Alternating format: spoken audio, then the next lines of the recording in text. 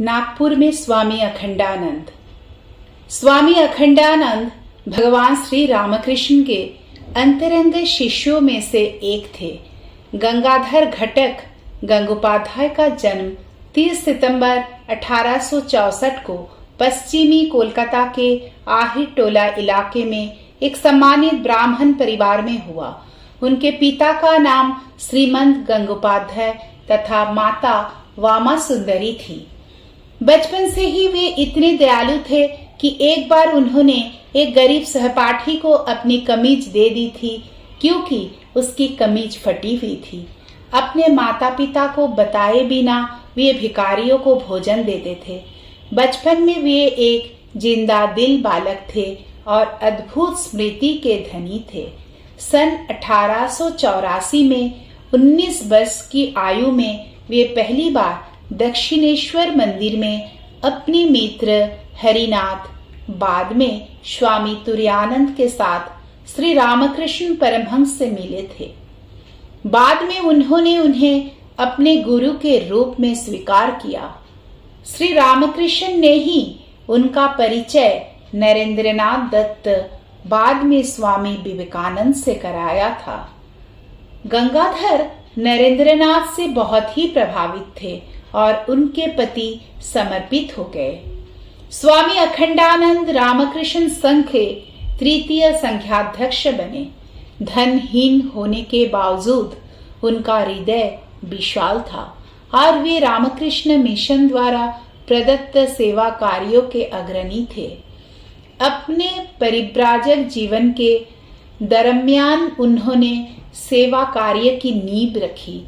1 मई 1897 को स्वामी विवेकानंद जी ने रामकृष्ण मिशन की स्थापना की और 15 मई 1897 को स्वामी अखंडानंद ने लोगों को एक भयानक अकाल से बचाने के लिए बंगाल के मुर्शिदाबाद जिले के केदार महुला ग्राम में एक राहत केंद्र शुरू किया। रामकृष्ण मिशन द्वारा किया गया ये पहला राहत कार्य प्रकल्प था। उनके कार्य के कारण स्वामी अखंडानंद बाबा या डंडी ठाकुर दंडधारी सन्यासी के नाम से प्रसिद्ध हुए। परिव्राजक के रूप में उन्होंने करीब पूरे भारत की यात्रा की और रामकृष्ण देव की दिव्य वाणी का प्रचार तथा प्रसार किया।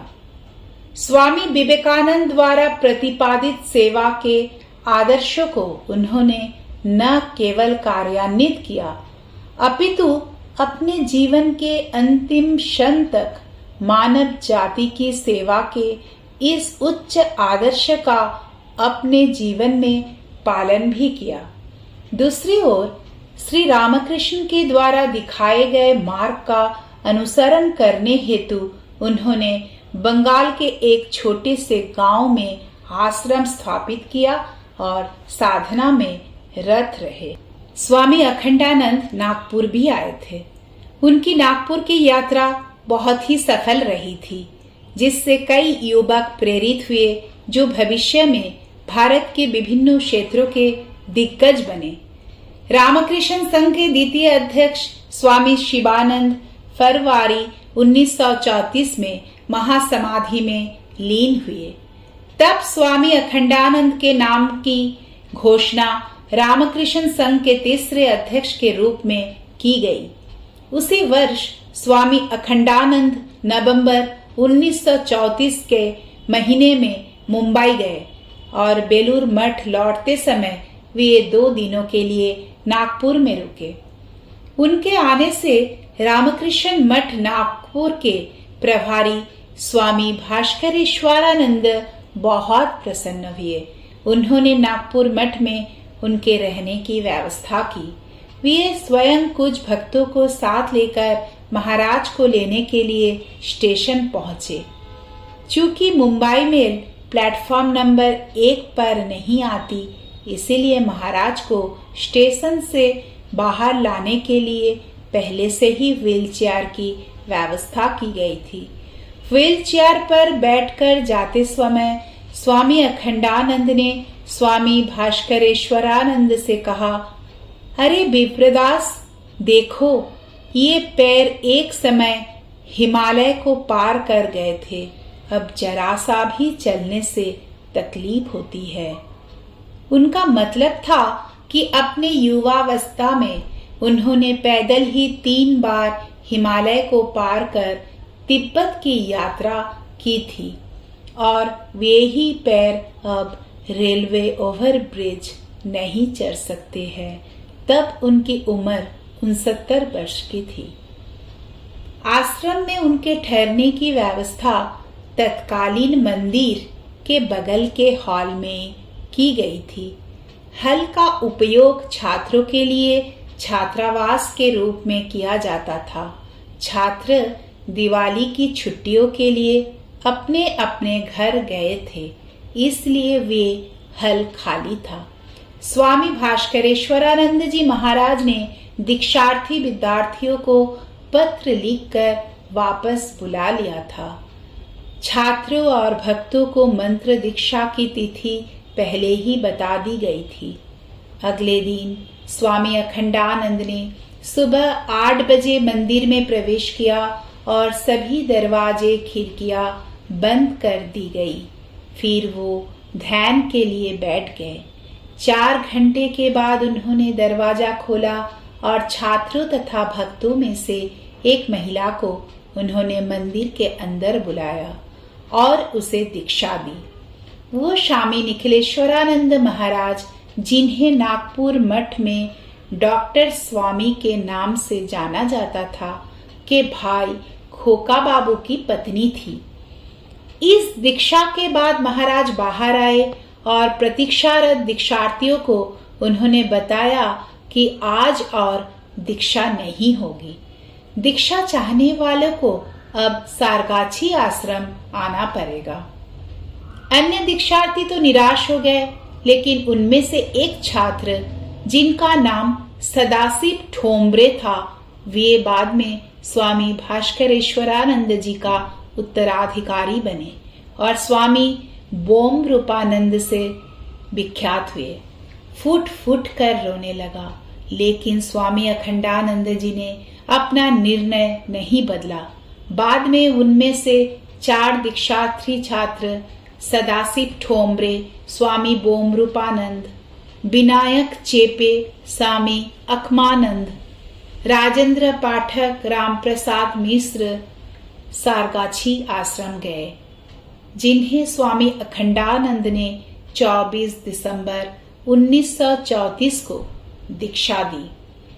उस दिन स्वामी अखंडानंद जी ने सदाशिव को क्रिसमस की पूर्व संध्या के अवसर पर भगवान ईसा मसीह के जीवन पर अंग्रेजी में व्याख्यान देने को भी कहा था।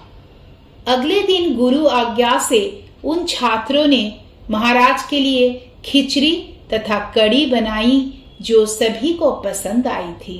सदाशिव ठोंबरे बाद में साधु बने तथा स्वामी बोम रूपानंद नाम पाकर रामकृष्ण मठ नागपुर के द्वितीय अध्यक्ष बने।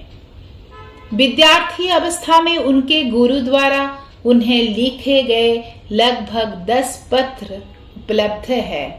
सदाशिव ठोंबरे ने मराठी भाषा में ठाकुर की जीवनी, श्री रामकृष्ण परमहंस देव यांचे जीवन चरित्र नामक शीर्षक से लिखी थी और उसकी 2 प्रतियां अपने गुरु को भी भेजी थी।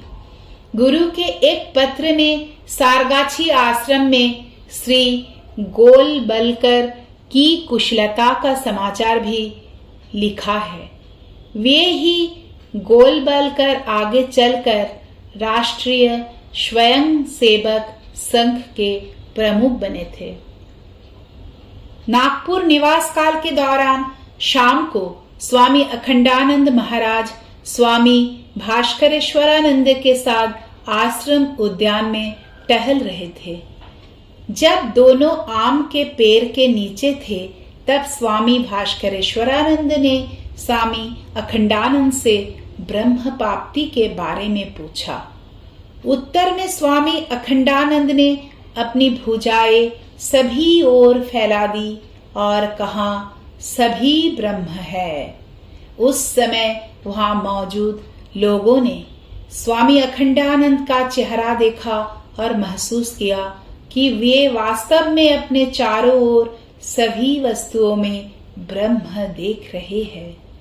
जो कोई भी वहां उपस्थित था उसके लिए वो बहुत ही अनूठा उच्च आध्यात्मिक अनुभव था। स्वामी भास्करेश्वरानंद ने स्वामी अखंडानंद को भी उसी तरह भक्ति, सम्मान और स्नेह के साथ सेवा की जिस तरह उन्होंने अपने गुरु स्वामी शिवानंद की सेवा की थी। इस प्रकार स्वामी अखंडानंद जी महाराज का निवास बड़े ही अलौकिक अनुभूतियों से ओतप्रोत रहा। जय श्री राम कृष्ण।